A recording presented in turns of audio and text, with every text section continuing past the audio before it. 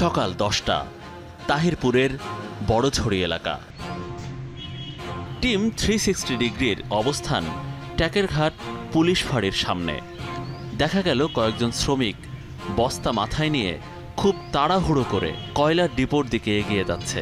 এই ডিপো লাগোয়া শুল্ক স্টেশন বড়ছড়ি বাজার। এখানে টেকেরহাট এই এলাকার মধ্যে আমরা দেখছি কিছু ছেলে পাহাড় থেকে কয়লা নিয়ে আসছে।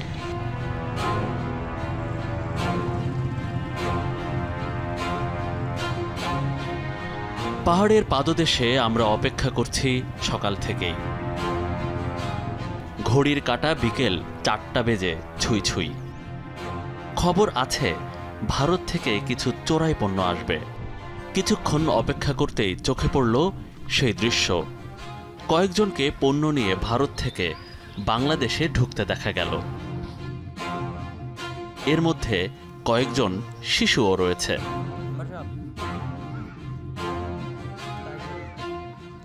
সীমান্তে শিশুদের ব্যবহার করার অন্যতম কারণ হল সীমান্তরক্ষী বাহিনী তাদের প্রতি সহানুভূতিশীল।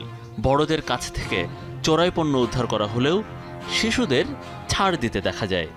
আমরা এই যে এখন দেখছি ভারত থেকে এই যে কয়লা নিয়ে আসা হচ্ছে, যে কয়লা নিয়ে এরা যাচ্ছে।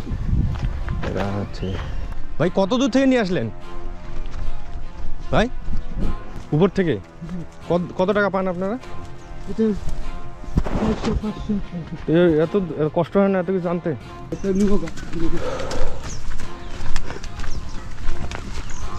আবারও কিছুক্ষণ অপেক্ষা দ্বিতীয় একটি দলের জন্য।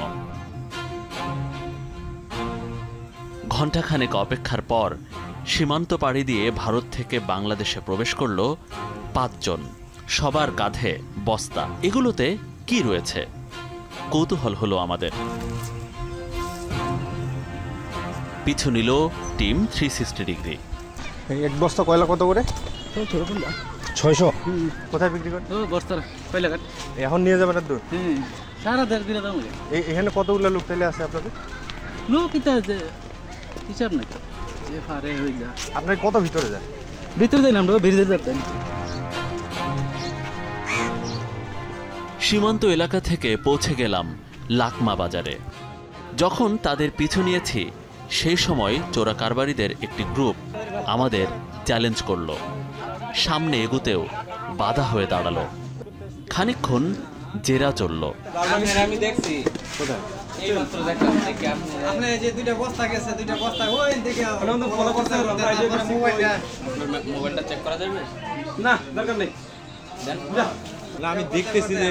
আমি দেখতেছি কিভাবে আসে। এই চোরা কারবারি গ্রুপটির নেতৃত্বে রয়েছে রুবেল।